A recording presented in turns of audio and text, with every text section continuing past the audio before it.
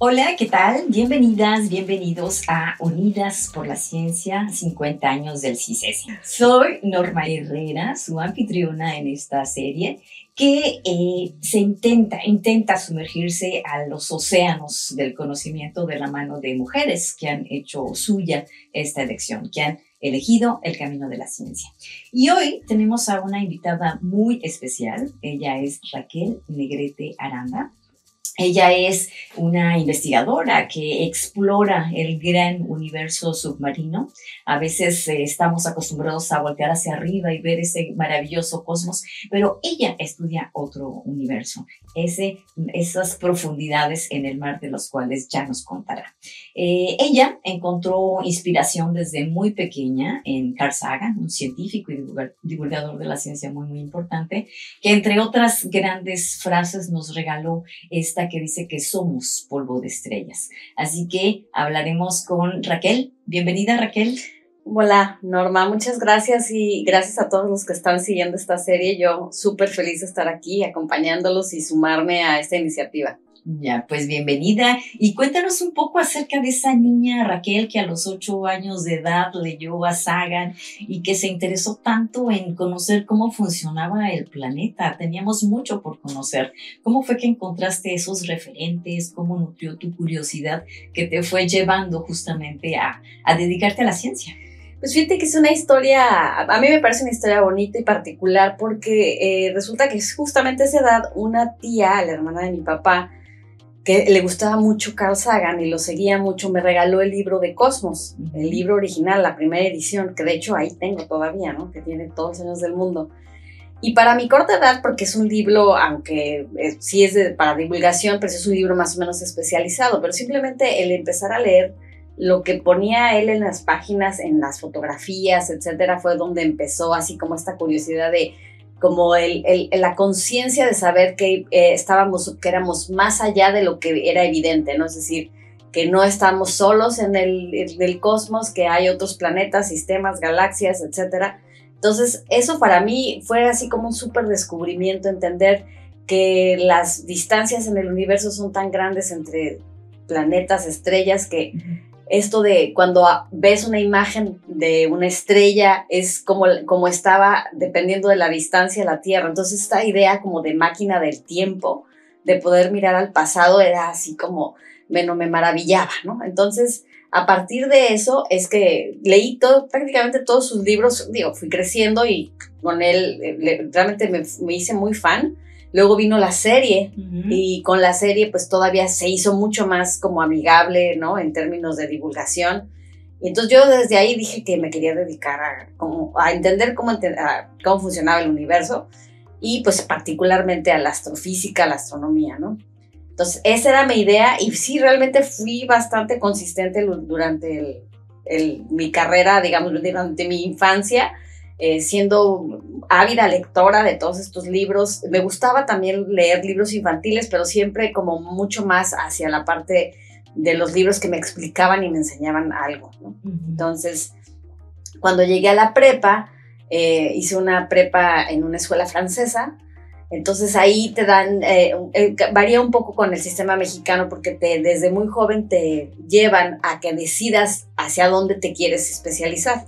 Entonces, o te vas a las humanidades o te vas a la ciencia, ¿no? Como ciencia y tecnología. Entonces, desde ahí, desde la prepa, tomé esa vía y terminé en la Facultad de Ingeniería porque cuando yo llegué a la UNAM, en la Ciudad de México, me entero que la astronomía, la astrofísica, no es una licenciatura, es un posgrado. Sí. Y que primero tenía que hacer la carrera de física. Y entonces de pronto es así como, bueno, pero yo no quiero hacer física porque se me figuraba que los físicos eran así como matemáticos súper nerds, ¿no? Y yo decía, no, pues no. La verdad es que me dio un poco de miedo y como yo venía de una muy buena escuela, que nos habían enseñado muchas cosas que tenían que ver con tecnología, dije, pues me voy por el lado de la ingeniería. Y nunca sabes qué vueltas da la vida, ¿no? Porque acabé estudiando un posgrado en Ciencias de la Tierra, que nunca me imaginé si me hubieras preguntado en esos entonces, pero todo se lo agradezco al que ahora es mi esposo, porque cuando lo conocí, él es oceanólogo y me empezaba a platicar de estas cuestiones de ciencias de la Tierra, su especialidad era geología marina, entonces me empezó a platicar literal en el dating, en el noviazgo, y pues como que nos enganchamos por ahí y al final de cuentas, años después, acabamos estudiando los dos el posgrado en Ciencias de la Tierra. Yeah. Entonces así fue como llegué, ¿no? O sea, como el caminito se fue y llegué a este mundo de Ciencias de la Tierra con especialidad en geofísica, geología, ¿no? Ajá, ya. Bueno, me llama la atención que entraste justamente a ingeniería eléctrica. Fue tu primera estudios bases, ¿no? Profesionales. Y que no te dices por las matemáticas o la física por las razones que ya nos comentas. ¿Cómo era ese mundo universitario? Me imagino que era súper poblado por hombres. ¿Cómo te fue? ¿Cuáles fueron los recuerdos que tienes de esa época universitaria? Efectivamente, sí, pues obviamente la facultad era básicamente una población de hombres, éramos muy pocas mujeres, aunque yo creo que en mi generación empezó a haber, con la llegada de la ingeniería industrial, de la especialidad en ingeniería industrial, como que atrajo más mujeres, ¿no? Pero sí, específicamente en mi área, que era un área, digamos, mucho más clásica, ¿no? Sí. Ingeniero mecánico electricista, pues eran puros compañeros hombres. La ventaja que yo tenía es que yo siempre tuve muy buenas relaciones con los hombres, hice muy buenos amigos, y la verdad es que mis recuerdos de la facultad son muy buenos, en el sentido de que sí, éramos pocas mujeres, la mayor parte de los maestros eran hombres, había una que otra profesora mujer, pero nunca tuve una experiencia desagradable en la universidad, en el sentido de como de ser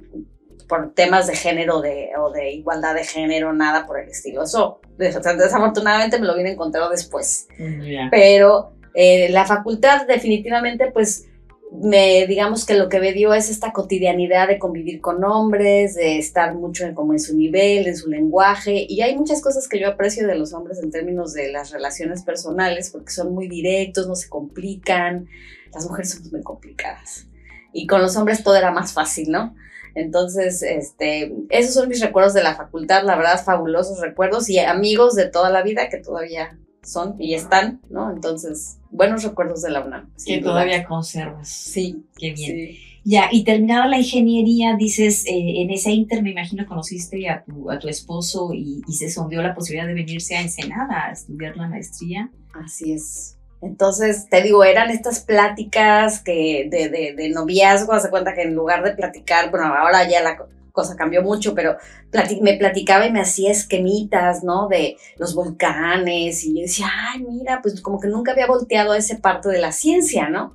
Aunque sí teníamos tronco común en la facultad con todos los que van a Ciencias de la Tierra, justamente porque en la UNAM todos los que son ingenieros, geólogos, geofísicos, topógrafos, etcétera, están dentro de la Facultad de Ingeniería. Entonces, ahí había habido cierta posibilidad de conocer a estos compañeros que se dedicaban a esta parte, ¿no? Pero fue hasta que conocí a mi esposo que tiene ese encanto de divulgador de ciencia, yo digo, porque pues me lo platicaba tan interesante que capturaba mi atención. Entonces, años después de noviazgo y demás, nos casamos y decidimos los dos hacer el posgrado en Ciencias de la Tierra. Y nos venimos a Ensenada a estudiar aquí en el CICES los dos, hicimos la maestría, luego el doctorado, y él se quedó en la UABC, él es profesor investigador en la UABC, y yo terminando el doctorado me ofrecieron el postdoc en San Diego.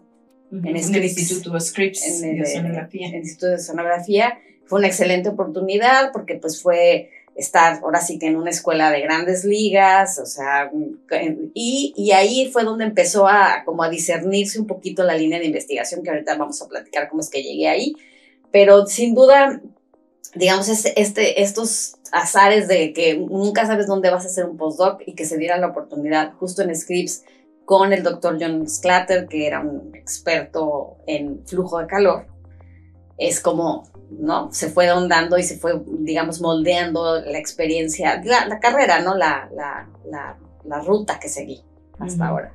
Ya. Hablaste ahorita de flujos de calor. Estas son como unas grandes chimeneas hidrotermales en el fondo marino. Pues el flujo de calor en realidad es un concepto un poco como un concepto complicado, porque la gente cree que tiene que ver con temperatura, y sí, efectivamente, pero básicamente es el trabajo que cuesta que una energía de un lado se mueva hacia otro lado en forma de calor, ¿no? Y entonces tenemos diferentes mecanismos de transporte de calor y simplemente que de un lado vaya esa energía y se mueva al otro lado, estamos hablando de flujo, por eso la palabra flujo, ¿ok? Entonces, efectivamente, se pueden medir en la tierra, en el océano, en la columna de agua, la temperatura, el gradiente de temperatura, que es decir, cómo cambia la temperatura, y con otros parámetros también podemos llegar a calcular esta transferencia de energía, que es calor, ¿no? Y que le llamamos flujo de calor. Entonces, tiene muchísimas aplicaciones en las ciencias de la Tierra, en realidad. Ya. Tú llegaste al CICESE en el año 2015. Obviamente, seguido este recorrido que nos has contado desde la ingeniería en la UNAM hasta los posgrados en el CICESE, tu postdoctorado en Scripps. Cuéntanos cómo fue que decidiste regresar ya como investigadora al CICESE y cuéntanos cómo descubriste este nuevo universo explorando estas profundidades submarinas. Todos los que hacemos un doctorado nos vemos en la necesidad de hacer no uno, sino varios postdoctorados antes de encontrar una plaza permanente, ¿no?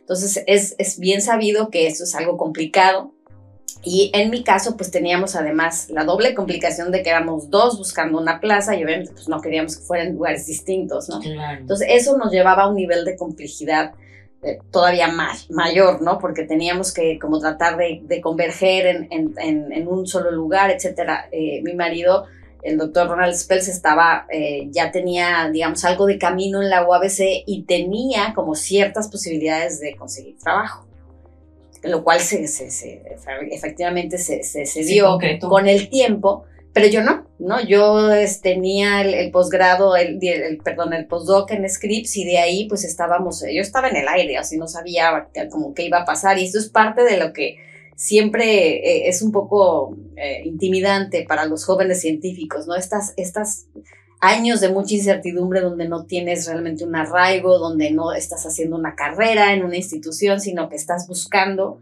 y es difícil, a veces a ratos puede ser así como intimidante, ¿no? Afortunadamente medio teníamos algo de certidumbre por el lado de mi marido, pero de mi lado no. Entonces, en el postdoc, con esta persona, con el doctor John Sclater, que se ha dedicado toda su vida a desarrollar esta línea de investigación del flujo de calor en el mar, porque obviamente existe la aplicación en la Tierra. Entonces, pues básicamente fueron 2 años de intenso aprendizaje con él, de lo que él había hecho, junto con un grupo pequeño alrededor del mundo, una comunidad muy pequeña de investigadores que hacían esta línea, o que desarrollaron y que son los fundadores de esta línea de investigación. Y pues me platicó todos los potenciales que había y que se podían hacer campañas oceanográficas, que se podían conseguir instrumentos de medición. Entonces ahí aprendí, digamos, todas las herramientas y realmente no era lo que yo había adivinado, pensado o incluso preferido, porque no había yo vislumbrado que todos mis esfuerzos después del posgrado, porque además durante el posgrado pues cambias mucho de especialidad en el sentido de que dentro de una misma, digamos, ciencia básica de geología, por ejemplo, en mi caso, pues pasé por hacer paleomagnetismo, volcanología, geoquímica y luego tectónica y al final acabé en flujo de calor, que es más bien una subdisciplina de la geofísica marina, ¿no? Entonces, pues es todo un camino que, por cierto, para todos los que quieran estudiar ciencias es lo más normal, así es siempre.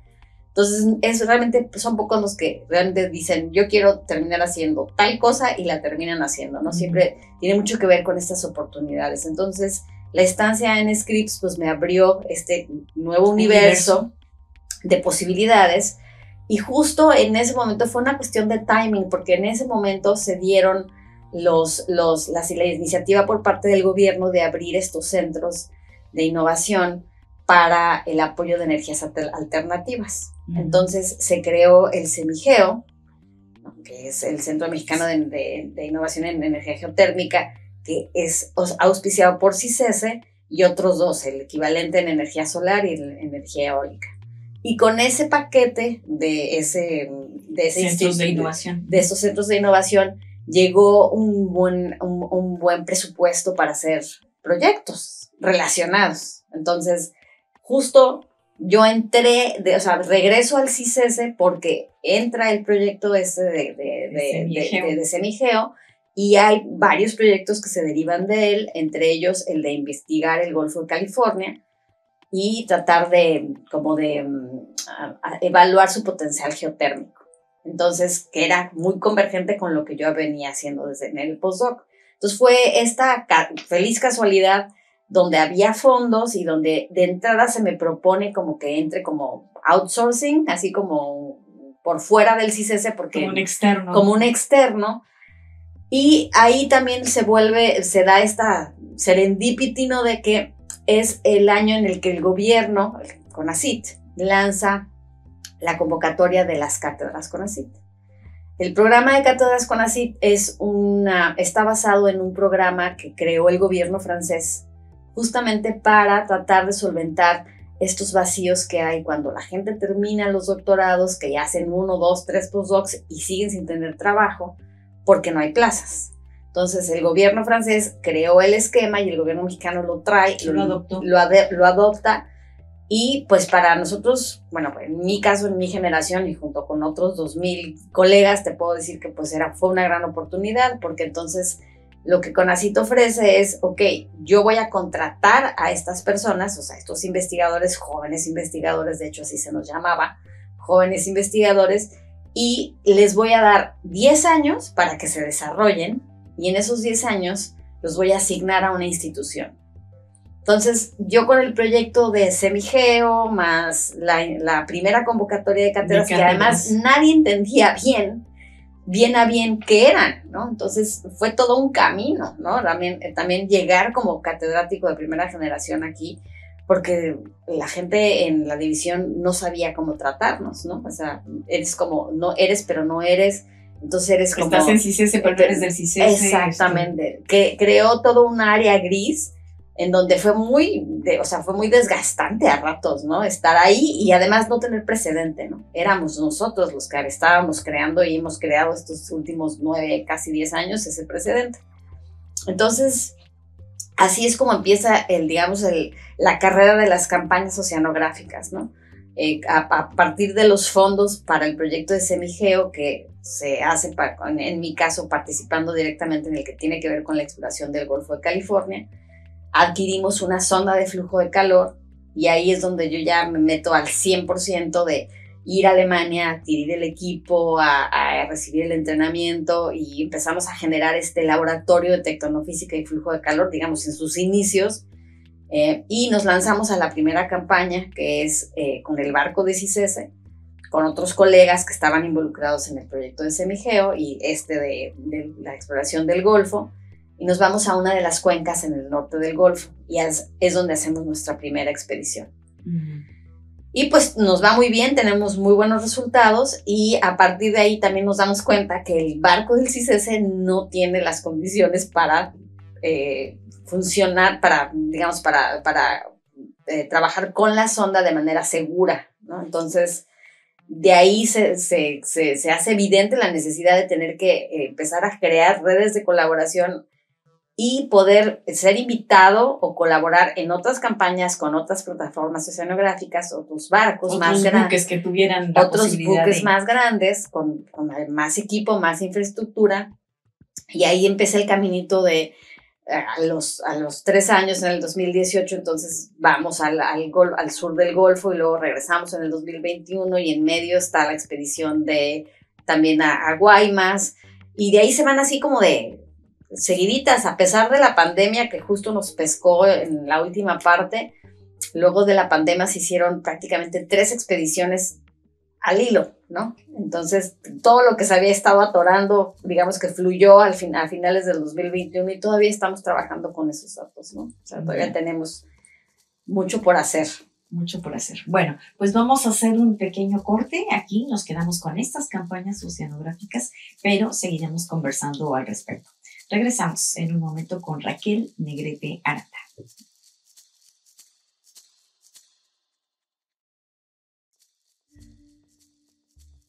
Regresamos en esta conversación con Raquel Negrete Aranda, esta exploradora del universo submarino. Nos quedamos en estas campañas que has realizado, Raquel, y cuando hablamos o mencionamos, nombramos la palabra universo, como que siempre solemos voltear hacia arriba y ver el cosmos, las estrellas, las galaxias, pensar en este universo. Cuéntanos de este universo submarino que tú has podido ver, encontrar, que has encontrado. Sé que algunas campañas son a varios metros de profundidad. ¿Qué nos cuentas de este universo submarino? Me imagino que es algo fascinante. Y definitivamente. Y la ciencia tiene una cualidad, por lo menos conmigo, y es que siempre ha tenido la capacidad de sorprenderme y no deja de sorprenderme y no deja de como de inyectarle vida a la curiosidad con la que nací y con la que he cultivado finalmente, ¿no? A través de los años. Entonces, como bien dices, ¿no? En mis inicios la inspiración era las estrellas, el universo, era como dices perfectamente, ¿no? Voltear hacia arriba. Y el camino de la ciencia, mi carrera profesional, digamos, me lleva a efectivamente no solamente hacer expediciones oceanográficas como de echar un instrumento al mar, y luego recuperarlo y ya, ¿no? Y luego al laboratorio exactamente, ¿no? Que no deja de ser interesante, pero definitivamente no te da esa experiencia. Entonces es hasta que tenemos una colaboración con el Smith Ocean Institute, que tiene un barco extraordinario, que tiene además un robot sumergible, un ROV, que se nos abre a todos, ¿no? Este panorama, como esta puerta a lo que yo llamo un universo similar, paralelo, pero nada más que en lugar de mirar hacia arriba, miramos hacia abajo, ¿no?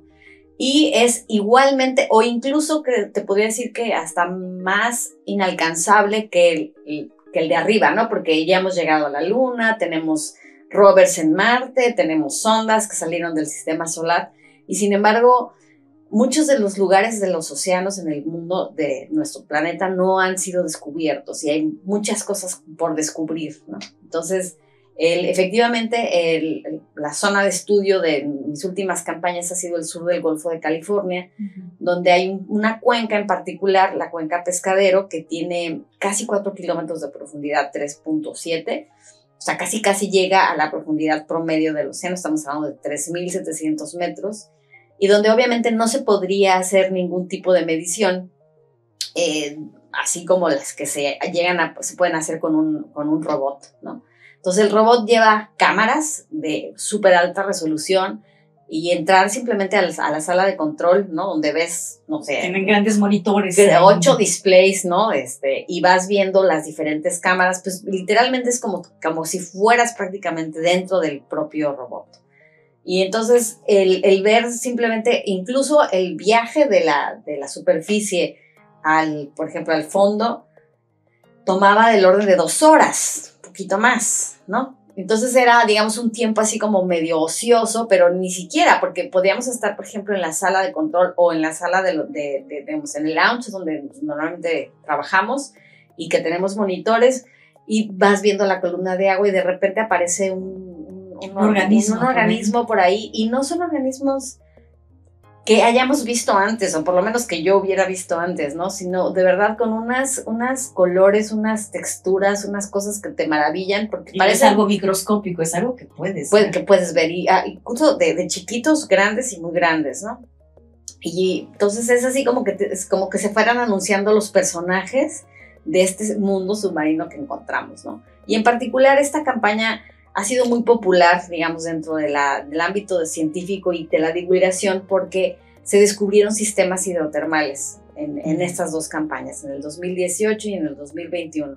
Entonces se descubrieron campos de ventilas hidrotermales que pues albergan toda una comunidad quimiosintética que vive, ¿no? A partir de las condiciones que se dan por las chimeneas. Entonces pasan 2 cosas. Las chimeneas son edificios no muy grandes, pueden ser de algunos metros de altura, pero son muy bonitas, ¿no? Luego tienes los fluidos a alta temperatura que están saliendo, que entran en contacto con el agua que está a 2 grados, ¿no? Tienes la mineralización de muchos minerales y todo lo que alimenta básicamente estas comunidades de microorganismos. Entonces tienes las 2 cosas, tienes la parte como de la geología, de la tectónica, de la geoquímica, y también toda la parte de la microbiología y la biología, ¿no? Entonces, básicamente lo que resulta de esto es que pues el approach tiene que ser interdisciplinario. Entonces hay gente que se dedica como a hacer todo lo que son los mapas de alta resolución, y de verdad que son increíbles los avances tecnológicos ahora, y la batimetría que se logra, la resolución que se logra. Para que te des una idea, hay un aparato específico que se conecta a lo que se llama un vehículo autónomo, que no es un robot, pero bueno, es como una especie de torpedo mini robot, y es el que va haciendo la cartografía porque va pegadito al mar, ¿no? Al fondo del océano, y puede ver incluso las marcas que dejan las almejas al moverse. Entonces se ven así como... O sea, el detalle el detalle es muy, muy fino. Entonces, pues ves todas estas imágenes. Luego las comunidades de organismos son muy bonitos, son muy coloridos. Están los típicos gusanos tubícolas, esos que son de color rojo. Hay organismos de unos colores muy extraños, luego muy pálidos. En fin, entonces, aunque no seas biólogo o no seas microbiólogo o no tengas nada que ver con esa área de la ciencia, no puedes dejar de maravillarte, porque al final del día si no fuera por estos ojos del robot que nos presta, pues no tendríamos mucha idea de todo lo que hay, ¿no? Ahí abajo. Entonces, pues ha sido muy fascinante, la verdad, porque ha decidido como poder juntar nuestros propios intereses en términos de explorar el flujo de calor, etcétera, junto con todas estas otras disciplinas, lo que lo vuelven pues muy rico y muy interesante para conocedores y no conocedores, ¿no? Ya, muy bien. Y bueno, además de este universo biológico que nos cuentas, uno de los objetivos era ver la posibilidad de geotermia submarina. ¿Eso está asociado? ¿Qué encontraron por ese aspecto? Ahorita mucho de lo que el mundo está buscando, tratando de solucionar la crisis de los combustibles fósiles, pues es obviamente el desarrollo de las energías alternativas, ¿no? Entonces la geotermia está, digamos, desarrollada desde muchos años. Algunos países llevan, sí, claro, en la Tierra, algunos países llevan años de desarrollo. Islandia, por ejemplo, Italia, son países que van a la vanguardia en la tecnología, ¿no? México tiene recursos geotérmicos muy, muy importantes, es de los primeros países a nivel mundial con recursos geotérmicos que actualmente se están explotando. Todos son campos geotérmicos bien delineados, detectados y explotados en la medida de lo posible, pero en el mar no hay nada similar, y esto es a nivel mundial. No quiere decir que no exista esta posibilidad, sino que la tecnología todavía no nos alcanza para poder explotar lo que podría ser el equivalente de un recurso geotérmico terrestre en el mar. Sin embargo, pues el primer paso, aunque la tecnología todavía nos la debe y todavía necesitamos que, ¿no?, se siga desarrollando, el primer paso es evaluar el potencial geotérmico, es decir, ir a un lugar que sabemos que tiene una alta temperatura y ver si hay posibilidades, incluso calcular cuánta energía se podría obtener, ¿no?, en caso de poderla explotar. Y resulta que el Golfo de California es un excelente candidato, ¿no? Precisamente la cuenca de Wagner, que está en el norte del Golfo, es una cuenca que tiene un lugar que nosotros lo bautizamos como el hoyo del diablo, porque es muy, muy caliente, es una anomalía térmica muy importante, y en una cuenca muy somera. Entonces, en lugar de hablar de pescadero y casi 4 kilómetros de profundidad, Wagner está a 100 metros. Wow. Entonces es una columna de agua, lo suficientemente grande como para que no esté al alcance, por ejemplo, de cualquier gente que quiera bucear a esa profundidad, no es evidente, pero pues lo acerca mucho más, ¿no? Entonces, una vez que vayamos cerrando los espacios en términos de tecnología, pues ya teniendo esta información, digamos, clave de, oye, pues este lugar podría ser un buen candidato para la exploración ya, digamos, de un segundo nivel, pues es una información muy, muy valiosa, ¿no? En en Wagner no hay sistemas hidrotermales identificados. No hemos hecho todavía, ese está en mi to-do list, una campaña con un robot. Entonces, todo lo que conocemos de Wagner es por mapas de batimetría y por la sísmica, por secciones sísmicas, ¿no?, que nos dan como una especie de radiografía de la estructura de la corteza, pero no tenemos estas imágenes en vivo, en directo, que creemos que sí hay alguna expresión hidrotermal, pero no como las chimeneas que se ven en el sur, ¿no? Entonces las chimeneas y todos los sistemas hidrotermales tienen tiempos de actividad que todavía no se acaban de entender muy bien, es decir, como que no son eternos, no todo el tiempo están produciendo estas grandes temperaturas, y también no se conoce cómo poder explotarlos sin eliminar toda la comunidad de organismos que dependen de ellos y sin dañarlos, son muy frágiles, ¿no?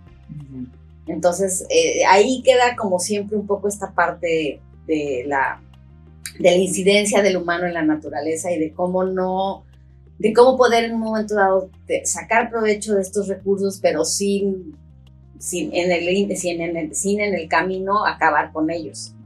Ya.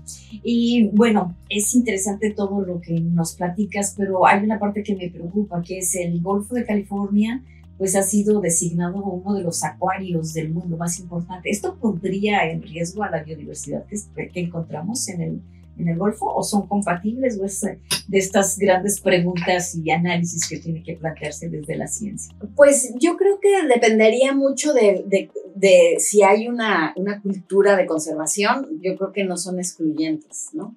Pero sí tiene que haber una claridad por parte de las agencias del gobierno de la protección hacia la fauna marina, etcétera, ¿no? Que la hay, porque de hecho incluso para nosotros hacer ciertos estudios como sísmica, por ejemplo, hay lugares del Golfo donde no se permite porque los cañones de aire que se utilizan para hacer los estudios de sísmica afectan, ¿no? a los mamíferos marinos, a la vaquita en particular, ¿no? A la vaquita marina. Entonces, efectivamente, hay ciertos lugares que son digamos, como reservas no naturales en donde seguramente no se podría, ¿no? Y efectivamente es un poco regresando a lo que yo te decía, ¿no? Cómo lograr este balance entre aprovechar el recurso que está ahí, pero sin en el camino, sin acabar ni con el propio recurso, ni con los animalitos o simplemente el ecosistema, ¿no? Que esté ahí, ¿no? Que dependa de. El gran reto en el equilibrio por un desarrollo sustentable. Exactamente. Bueno, ahora cuéntanos de estas campañas, lo que ha implicado para ti como mujer, incluso ser pues la responsable de campañas, ¿no? Estar al mando de esta operación que se hace pues en un buque, que hay mucho personal que está participando en ello. Ha sido un gran reto, me imagino, como mujer, plantarte y llegarte y ser la jefa de la campaña oceanográfica. Sí, sin duda. Tengo dos experiencias, digamos. La experiencia con colegas en el extranjero, es decir, que son campañas organizadas, financiadas por otras instituciones del extranjero, instituciones académicas y organizaciones sin lucro, pues, ¿no? Pero sin fines de lucro. Sin fines de lucro. Y ahí sucede que realmente el trato hacia la mujer es muy parejo, no hay casi discriminación, básicamente es como cosa del pasado, ¿no? En estos ambientes, y quiero ser así como muy específica. Son más colaborativos. Sí, hay mucho más, son mucho más incluyentes, es mucho más común que las mujeres sean las jefas de las campañas, que tengan posiciones importantes, entonces realmente es como de la cotidianidad, ¿no? Y en el sentido de la responsabilidad, desde luego que es una gran responsabilidad, y pues ha sido un camino de un aprendizaje muy intenso para mí, porque pues no solamente es participar, digamos, y ejecutar la campaña desde el punto de vista científico, sino que también el lado de la colaboración que a mí siempre me ha tocado es ayudar con los permisos del gobierno mexicano, tratar de resolver toda la burocracia que eso conlleva. Que no es menor. Que no es menor, por decirte algo, una de las anécdotas chistosas que te puedo platicar es que en la última campaña, en el 2021, ya estaba el barco en La Paz, que es el puerto donde iba a partir. Ya tenían más de 10 días en cuarentena los primeros científicos y estudiantes, entre ellos varios estudiantes del CICESE, que se iban a subir a la primera parte de la campaña de la expedición, y el permiso que se necesita para que el barco pueda salir no llegaba. Wow. Y por todo, le movimos por todos lados, y ahí sí, hablando de mujeres que verdaderamente ayudan a otras mujeres, con una colega, una colaboradora de la UNAM, la doctora Ligia Cruz, que ella ha estado también muy metida en cuestiones de buques oceanográficos, y de hecho ella es la que está encargada de los buques de la UNAM. Pues le hablé, le dije, Ligia, no puede ser, están a punto de abortar todo porque no llega el permiso, ya se hizo todo y ya hablamos y hice de todo, hablar a todas las agencias intrometidas en el asunto y nadie te da razón, pero son literal millones de dólares, ¿no? Lo que cuestan este tipo de campañas y el tener la embarcación, la gente. Tener el equipo ahí parado, o sea, era así como impensable, ¿no?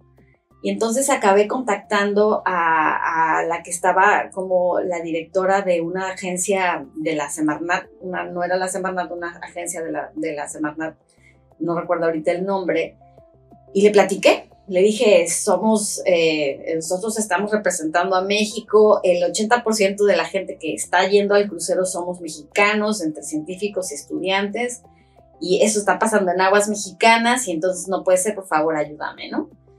Y ella, digamos, de manera interna, fue la que movió la energía para efectivamente ir a encontrar el permiso en el escritorio, ¿quién sabe quién? Traspapelado en la oficina de escritorio de algún burócrata, y en horas todo se movilizó y llegó el permiso y se pudo ir al barco.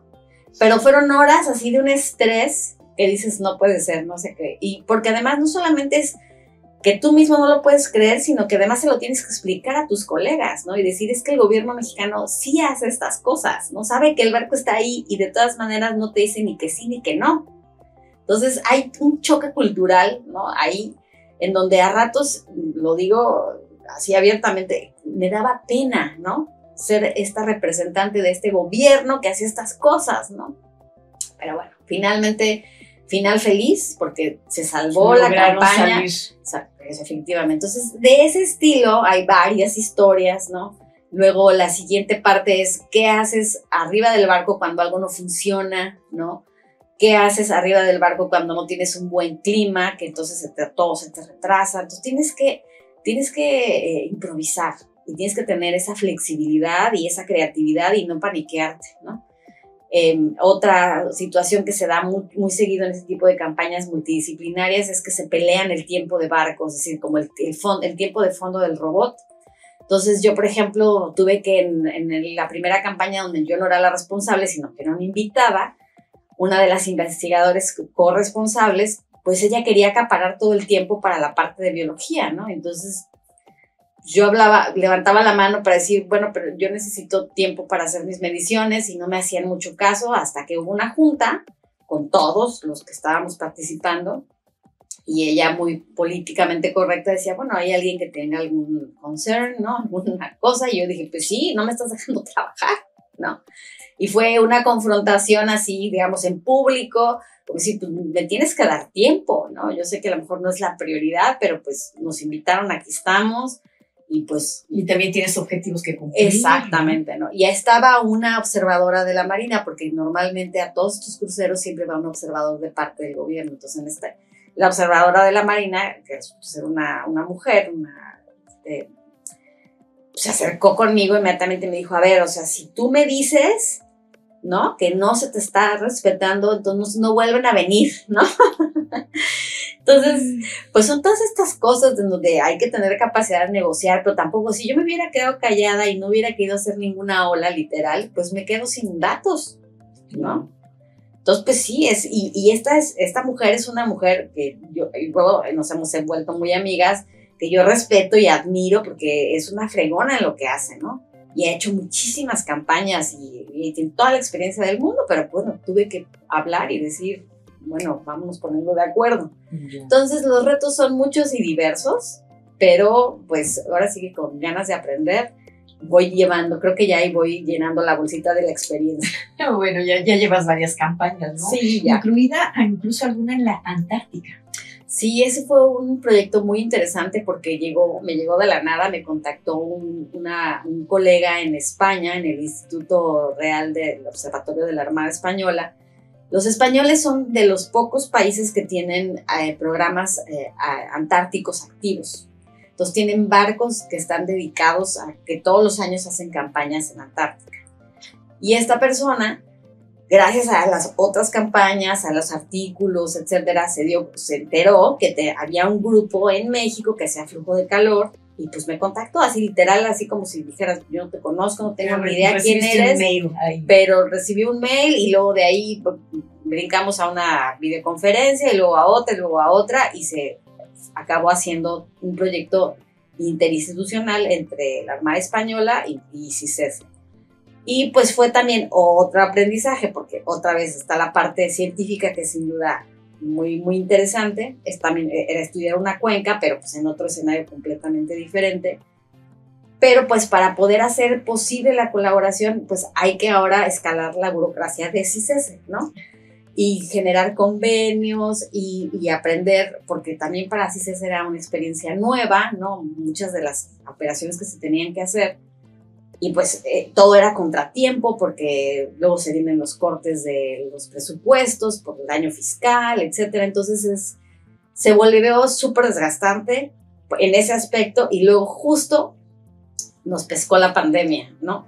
Justo cuando 2020. Estaba programada, en el 2020. Entonces, aparentemente el crucero se iba a hacer, de hecho, viajaron todos los científicos a Punta Arenas, estaban en cuarentena, hicieron 10 días de cuarentena, fue en Navidad además, y el barco salió de España con solo la tripulación, venía desde Cádiz, y venían, y mientras tanto la tripulación científica, digamos, estaba haciendo cuarentena, y ya sabes, viajar en la época de la pandemia en pleno pánico era la locura, y pues resulta que la tripulación salió un caso de COVID. A los 3 días de haber zarpado. Y el de caso de COVID luego se hicieron 3, 5, 7, total que acabaron. Claro, hubo un contagio, ¿no? Hubo un contagio en el barco. En el espacio, mismo espacio. Y tuvieron que pararse, afortunadamente no estaban tan lejos, se pudieron ir a Islas Canarias y ahí se canceló la expedición. El primer intento. Pero fue todo un show porque ahora regresa la gente y ahora mi equipo ya iba en camino y entonces hubo que darle la vuelta y se tardó meses en regresar porque iba por mar. Entonces pues fue así como que otra aventura, ¿no? Y finalmente el final feliz es que se volvió a hacer un segundo intento en el finales del 2021, principios del 2022 y ahora sí todo salió bien. Entonces pues fue muy interesante porque también fue nuestra incursión pues obviamente en otros escenarios, tanto geológicos, tectónicos y también como en el escenario, digamos, de la comunidad internacional que empieza a darse cuenta que estamos como laboratorio y que tenemos el equipo y la experiencia y la expertise y que podemos unirnos así como nos invitaron, ¿no? De esta manera. Entonces, la verdad yo creo que así lo podría considerar uno de mis grandes logros. Pues con este final feliz nos vamos a ir a un corte. Regresaremos en unos minutos con Raquel Negrete Aranda.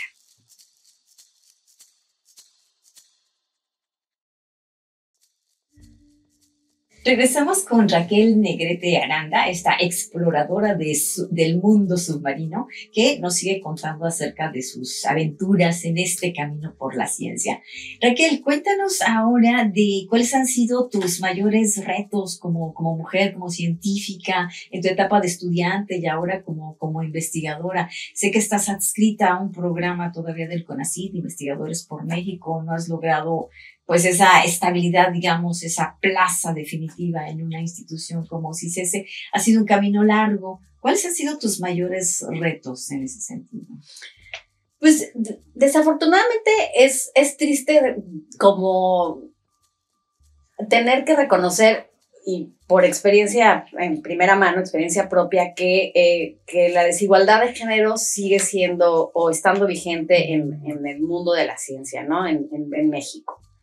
Entonces, yo creo que uno de los retos más importantes ha sido como que justo cómo navegar esto sin crear un conflicto frontal con los colegas o con la gente con la que colaboras, ¿no? Entonces, pero definitivamente para mí ha sido súper notorio, ¿no? Esta situación dentro de la División de Ciencias de la Tierra, dentro del departamento, a diferentes niveles, con diferentes personas, ¿no?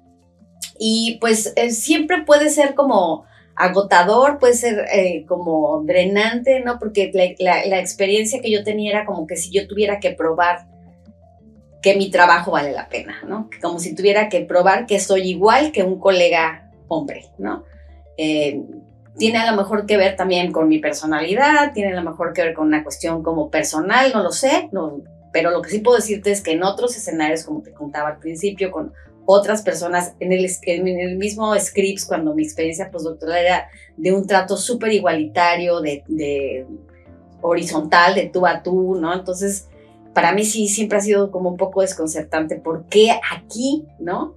Siempre ha sido como, no, a ver, demuéstranos que, ¿no? Que puedes, a ver, ¿qué haces, no? Entonces, pero bueno, al final del día no ha quedado de otra más que como en todos los casos navegar esto de la mejor manera y, en mi opinión, la única manera no es ir a tratar de educar, ¿no? A la gente y cambiarle la mentalidad, sino pues dejar que tu trabajo hable por ti y no desgastarte con todo lo demás, ¿no? Porque si no te vuelves, o sea, psicotizante, te vuelves loquito. Entonces, definitivamente esa fue mi estrategia y el encontrar también otras mujeres que han logrado superar este tipo de techos de cristal, ¿no? Y que son muy exitosas también es como una inspiración de que claro que se puede, ¿no? Entonces nada más es una cuestión de trabajar arduamente, ser obviamente consistente y también saber navegar, porque también es una cuestión política al final del día, ¿no? Cómo navegas cuando tienes un ambiente que es no hostil al 100%, pero que sí es discriminatorio o simplemente no es un trato igualitario, ¿no? Entonces, es desigual todavía, una asignatura pendiente ahí porque prevalece todavía la misoginia, el machismo. Así es. Entonces, cuando preguntas, bueno, el programa de, ahora, antes Cátedras CONACYT, ahora como bien dices, renombrado Investigadores por México, pues lo que sucede es que somos la primera generación. Entonces, como te dije y te explicaba al principio, esto lo que generó fue mucha confusión dentro de las instituciones receptoras. Porque decían, a ver, yo como para qué le genero una plaza a esta persona que la está pagando el CONACYT y que produce y toda su productividad son puntos para mí. Entonces, desde luego que es un desconocimiento del espíritu del programa y yo diría que sería como muy mezquino, ¿no? Pero ese es un poco lo que ha sucedido a nivel nacional. General, ¿no? Entonces, los catedráticos que hemos tenido buenos resultados de manera consistente, que somos, por cierto, evaluados todos los años y cada 3 años, así con lupa, entonces, mucho más que cualquier investigador promedio, que digamos, sus evaluaciones son en el SNI o cuando pides una promoción, nosotros como catedráticos siempre tenemos que tener esta evaluación anual, trianual, constantemente estar como mostrándole al CONACYT que cumples con todos trabajando que estás trabajando y que cumples con todos los requisitos, ¿no? Entonces, definitivamente yo creo que parte de que no se ha dado esa transición a mi integración dentro de la institución tiene mucho que ver con esa mentalidad, ¿no? No creo que tenga que ver ni con mis capacidades ni con la meritocracia, porque en ese aspecto, y sin querer sonar arrogante, creo que he demostrado ampliamente todas mis capacidades y sobre todo lo que he traído a la institución con digamos, con poner al CICESE y al Laboratorio de Tectonofísica y Flujo de Calor en el ámbito internacional, ¿no? Que nos ha permitido hacer ciencia de primera línea, que no solamente ha impactado, digamos, mi productividad, sino la de otros colegas dentro del CICESE y sobre todo en la formación de recursos humanos, estudiantes que han tenido 2, 3 campañas, es un lujo, ¿no? Claro. Cuando los lugares en las campañas generalmente son ocupados por investigadores y por algún estudiante suertudo, ¿no? Entonces, se ha habido una combinación de factores que lo han vuelto muy productivo, ¿no? Entonces, eso, por ejemplo, ha llevado a que ahora me invitaron a ser la presidenta de la Comisión Internacional de Flujo de Calor. Entonces, soy la primera mujer presidente de esta comisión en varios años, en más de 20 años, ¿no? Y esa es otra historia, a lo mejor de tema de otro podcast, pero bueno, vamos, a lo que voy es a que entonces ya estamos trascendiendo, no solamente, digamos, el ámbito nacional, sino también internacional. Y pues obviamente no es mi nombre el que llevo, ¿no? Es el nombre de la institución, ¿no? Y es lo que, de alguna manera, digo yo, bueno, si eso no es suficiente mérito, ¿no? Entonces, pues no sé qué quieran, ¿no? Yeah. La buena noticia que nos acaban de decir es que el programa de cátedras para los que terminábamos este primer bloque se va a renovar, ¿no? Entonces, todavía hay oportunidad de seguir. La verdad es que funciona muy bien, o sea, tampoco es así como decir que no tiene certeza. Sí había toda esta incertidumbre. Pero no nos están dejando morir solos, digamos, no es como que ya se acabó el programa y bueno, muchas gracias, ahí nos vemos. Y está empezando a haber esta conversación dentro del Departamento de Geología y dentro de Ciencias de la Tierra de manera ya un poquito más visible, muy empujado por mí de manera personal, ¿no? De decir, a ver, aquí estamos, tienen que tomar una decisión como departamento, ¿quieren a los catedráticos integrados o no? ¿No? Porque esta es una zona de confort para todos, incluyendo a nosotros, ¿no? Pero pues ese no era el espíritu del programa. Entonces, pues vamos a ver en qué acaba. Yo te voy a decir una cosa, no me quita el sueño, ¿no? Estoy muy, confío mucho en que mi trabajo y mis resultados hablan por mí y que esto es una cosa que está en progreso, o sea, vienen otras campañas, vienen otros proyectos y pues si todo va bien, pues seguiremos cultivando éxitos. Ya. Cultivando éxitos y estos reconocimientos como el que acabas de mencionar, ¿no? De ser la primera presidenta en esta Comisión Internacional de Flujo de Calor. Y dijiste, ahí hay otra historia que contar. Adelántanos un poco de esa historia. Pues esta comisión se fundó hace 60 años y fue precisamente por colegas de John Sclater, ¿no? Aquellos investigadores que empezaron a desarrollar no solamente la parte teórica del estudio de flujo de calor como línea de investigación, sino también la parte tecnológica, desarrollar los instrumentos, etcétera, ¿no?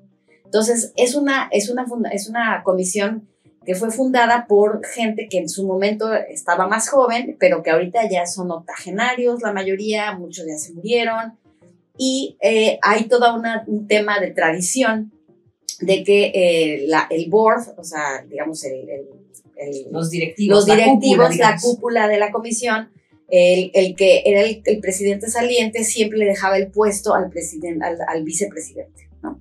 Y entonces se daba toda esta parte de pues no un nepotismo necesariamente, pero pues sí de que no... Porque era la regla del juego. Exactamente, y es muy protocolario, es muy de meritocracia en términos de la experiencia, del señorío, de la gente, ¿no? Entonces, el problema es que la comisión, que tiene muy, muy buenos objetivos y que ha logrado muchas cosas en los últimos años, también ha tenido periodos donde no ha hecho nada, porque precisamente los presidentes no están comprometidos.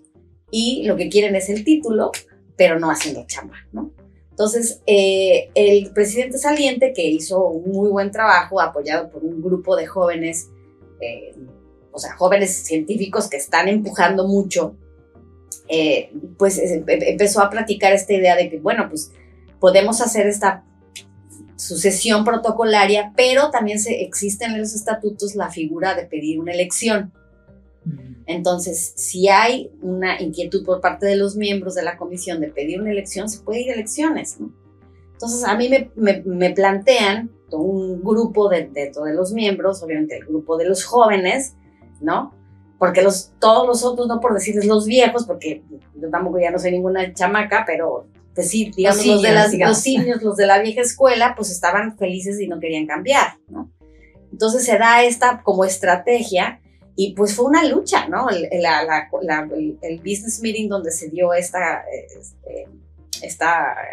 elección y donde se hicieron los votos y demás fue una comedia dantesca, ¿no? Por decirlo menos, porque no se lo esperaban y porque querían poner así en el último momento como todos los peros posibles habidos y por haber para que no hubiera la elección, ¿no? Como en la política, hace cuenta, ¿no? Y finalmente se dio la elección. Se dio la elección y pues ganaron los que votaron por mí.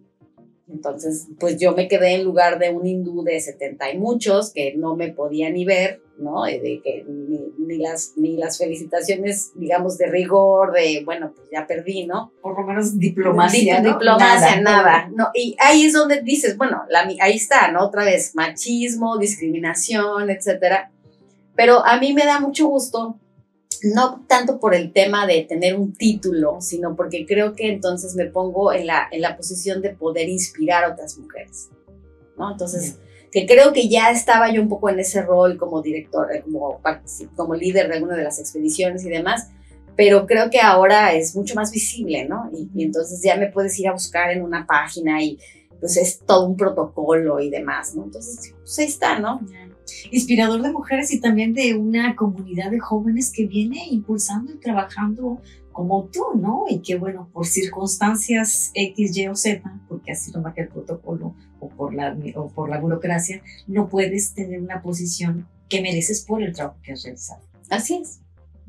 Pero ahí están los resultados, te digo, hasta con nombramiento y todo. Bueno, pues felicidades. Muchas gracias. Por ese logro que es uno de los mayores, me imagino. O te sientes contenta. Sí, es un compromiso. Y vamos a ver, pregúntame en 4 años, ¿no? A ver si no me estresé de más. Porque ¿Eso dura el periodo? ¿4 años? Sí, 4 años. Y pues tenemos que seguir, obviamente, con los logros que se habían conseguido hasta ahora y pues mejorar, ¿no? Claro. Pero cuento con un equipo de jóvenes muy pujantes, muy trabajadores, que pues tienen todas las ganas de hacer las cosas, ¿no? Y entonces yo confío en que bueno, pues vamos a hacer un buen trabajo. Pero pues sí, es otra cosa más en el plato que hay que sacar. Bueno, sin duda, con el trabajo y el tesón que has demostrado siempre. Bueno, y ahora cuéntanos un poco cómo logras combinar todas estas actividades en el campo profesional y tu vida profesional. Sé que haces yoga y que eres adicta del ejercicio, has dicho, ¿no? Pero ¿cómo logras esos equilibrios? Pues mira, para mí ha sido muy claro, también lo aprendí a la mala, es decir, como que trabajaba y estaba muy saturada, ¿no? De actividades y muy estresada, y entonces hasta que el cuerpo dice hasta aquí, ¿no? Entonces, a partir de esas experiencias, así como de estos burnouts, ¿no? Entendí que no era una super mujer y que no podía hacer todo, absolutamente las 24/7, ¿no? Entonces, a la mala, por tener esas experiencias, pero aprendí que tenía que empezar a regular y tratar de trabajar para vivir, no al revés, ¿no? Entonces, creo que eso ha sido mi prioridad y que además tengo la verdad es que soy muy afortunada de tener una relación de matrimonio de 26 años con mucha complicidad, donde hacemos muchas cosas juntos, entonces es como muy fácil ponerle toda la atención a esa parte, ¿no? Entonces hay toda la parte de cuidar a la familia, que en este caso no tenemos hijos, pero nos tenemos el uno al otro y además vivimos lejos de las familias y así ha sido durante todo nuestro matrimonio. Entonces, pues hemos creado una burbuja y esa burbuja implica tiempo, obviamente disciplina para hacer cosas juntos y demás. Entonces, por ese lado siempre tengo un buen pretexto para balancearlo. Y por el otro lado está el autocuidado, como bien dices, ¿no? O sea, finalmente yo creo que si tu cuerpo y tu mente no están regulados, pues no vas a tener el mejor performance. Y para mí esa combinación incluye ejercicio todos los días, tratar de tener una buena dieta, tratar de tener buenos hábitos de sueño, ¿no? Soy muy desvelada, lo reconozco, pero estoy tratando de mejorar en ese aspecto. Pero sí, soy muy disciplinada con el ejercicio porque el ejercicio me regula, no tomo café, porque digo, me dicen, ¿no tomas café? No, porque yo traigo la cafeína integrada, o sea, yo ya me levanto, no necesito ningún estimulante, ¿no? Al contrario, en todo caso las endorfinas que produces al hacer ejercicio es lo que necesito para iniciar el día, ¿no? Y en la noche, normalmente tengo ya casi 18 años dando clases de yoga, pues la yoga es como una excelente manera de terminar el día, ¿no? Entonces, pues es otro tipo de ejercicio, no es como el que hago en las mañanas, que es mucho más de cardiovascular o de aeróbico o de entrenamiento de fuerza, sino este es más como de estar más presente con la respiración, más presente con tu cuerpo, cómo está, con las lesiones, con el envejecimiento, ¿no? O sea, finalmente la mecánica nos empieza a fallar, ahorita me duelen las rodillas, ¿no? Y así es. Pero también la práctica de este tipo de disciplinas pues te ayuda como a estar más en contacto, ¿no? Entonces, eso y darle mucha prioridad, la más que se pueda, a los espacios de desconexión total. O sea, como de irte a un lugar donde no hay internet, no hay correos electrónicos, no hay llamadas, no hay WhatsApp, no hay nada y estar en contacto con la naturaleza. Entonces, Para mí las vacaciones perfectas, y siempre me lo han dicho, que qué chistosos somos porque nos vamos a caminar y literal de kilómetros, 20 kilómetros o más. Pero es eso, es estar en contacto con la naturaleza, te cansas, haces ejercicio, en general no es caro, es una vacación bastante económica, ¿no? Pero el resultado es que siempre regreso renovada, ¿no? Esos ciclos de renovación son como las plantas, como la poda de las plantas. Si no lo hago cada determinado tiempo, aunque sea un fin de semana o cuando son las vacaciones largas, pues obviamente trato de tomarme más tiempo y aprovecharlo al máximo. Nunca me verás yendo a una ciudad a hacer turismo de ciudad. O sea, siempre voy a ir al lugar más remoto y hemos tenido la posibilidad de viajar a lugares remotos y verdaderamente el disfrutar, el no ver gente, es lo máximo.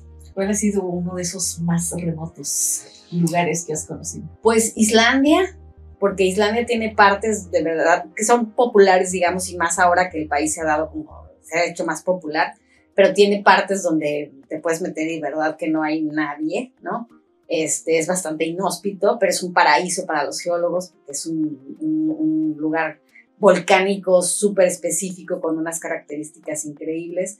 Y Nueva Zelanda, la isla sur de Nueva Zelanda también, en lugares, y fuimos en invierno además, entonces nos tocó así como que mucho frío, pero también no era época de temporada alta, ¿no? Entonces yo te diría que esos serían así como los más remotos, ¿no? Y sí eran remotos. Y bueno, como geóloga ibas descubriendo muchas historias en ese trayecto recorrido, ¿no? Esa es una de los bagajes que como geólogo te llevas a donde vayas, ¿no? Y es que puedes apreciar justamente el entorno y puedes decir, o sea, hay lugares donde la geología está pelona, que le decimos, y que la ves, y aunque no seas experto en lo que estás viendo, digamos, no soy petróloga o a lo mejor no hago geología estructural, pero tienes el conocimiento básico, entonces tienes el contexto general y eso siempre enriquece un montón. Y en las experiencias cuando vamos con otras personas siempre nos preguntan, oye, ¿y aquí qué estamos viendo? Y siempre es un elemento que enriquece mucho. Qué suave. Raquel, ¿qué mensaje dejarías para la niñez, para la juventud que quiera seguir una carrera de ciencias? Por todo lo que nos has contado, no es un camino terso en ocasiones, ¿no? Pero has logrado grandes cosas y has seguido tu sueño desde niña que tú querías ser científica. Sí. Cuéntanos, ¿qué les dirías a esta juventud y a esta niñez? Bueno, primero muchas gracias por las flores, y luego pues yo creo que el mensaje sería, sobre todo para las niñas y jóvenes que tengan esta intención de perseguir una carrera científica, es justamente que no se desanimen por encontrar retos en el camino, ¿no? Obstáculos en el camino, que yo creo que conforme más mujeres se suman a las filas de los científicos en México, digamos que este estado de ánimo va a ir cambiando y se va a volver, yo estoy convencida que con el tiempo se va a volver más influyente, ¿no? Entonces es simplemente ser resilientes, ¿no? No dejarse vencer a la primera, buscar mujeres que te inspiren, mentoras que te inspiren, que tú digas, si ella puede, yo también. No permitir que nunca nadie te diga que no puedes hacer algo simplemente por cuestiones de género, ¿no? Y pues tener también muy claro el objetivo que te mueve, ¿no? Mientras tú tengas un objetivo claro, entonces vas a poder con todos los obstáculos que se te pongan en medio, ¿no? Entonces la carrera de la ciencia es una carrera de disciplina, sin duda, pero que te llena de satisfacciones, ¿no? Y que sí, a ratos puede ser, como dices, no tersa, a ratos, incluso cuando eres estudiante hay momentos de mucha tensión, pero también es una carrera muy flexible, ¿no? Y eso de poder decir que tu oficina es el mar, o el fondo del mar, o el campo, o no sé, ¿no? Cualquier lugar, me parece que es un lujo que no todo el mundo se puede dar. Entonces, vale la pena, y si lo quieren, tienen todos los elementos para hacerlo. Ya, hay mucho por descubrir todavía. Así es, mucho por descubrir, así que no se pierdan, tienen que ser parte de la aventura. Muy bien. Al principio comentábamos de Sagan, que fue uno de tus inspiradores, y como mujeres, ¿quién nos puedes comentar? ¿Quién recuerdes mujeres que te hayan inspirado en algún momento de tu vida? Pues, personal o profesional. Pues sobre todo aquellas que han ido más allá de su propia experiencia, o sea, en términos de que han sabido levantarse de donde están y irse a trincheras, y no necesariamente dentro del ámbito de la ciencia, aunque sí sigo muchas mujeres científicas que han tenido como, que me han inspirado, ¿no? Sin duda, como en este papel de mentoras, ¿no? De decir, pues mira hasta dónde podemos llegar, pero sobre todo son aquellas que levantan la voz, ¿no? Y que dicen, no nos vamos a dejar, y hay desde gente como Rigoberta Menchú, ¿no? Esta juez de la Corte Suprema de los Americanos que se acaba de morir recientemente, Ruth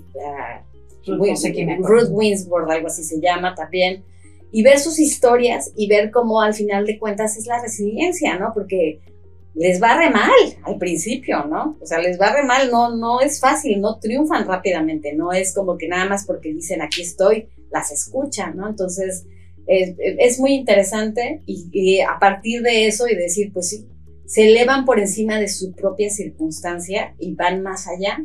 Entonces, si ellas lo han hecho, ¿por qué no? Y sobre todo ahora empiezo a sentir como esta responsabilidad de ser un modelo a seguir en ese aspecto y poder, porque me lo han dicho mis estudiantes mujeres, ¿no? Y porque yo cada vez que me las llevo a las expediciones, las empodero, ¿no? Y las empodero y desde mi propia trinchera les digo, nunca dejen que nadie les diga que no pueden. Y con eso. Pues muchas gracias, Raquel, por compartir parte de tu gran historia que has seguido y felicidades por todo lo que has logrado. Muchas gracias y muchas gracias por la invitación. Pues seguiremos contando historias. Por lo pronto nos quedamos con estos episodios que hemos tenido a lo largo de esta primera serie. Hemos visto diferentes parcelas de conocimiento, nos hemos sumergido a diferentes saberes y en todo ello hemos encontrado un denominador común. Todas estas mujeres están unidas por la ciencia. 50 años del CICESE. Hasta siempre.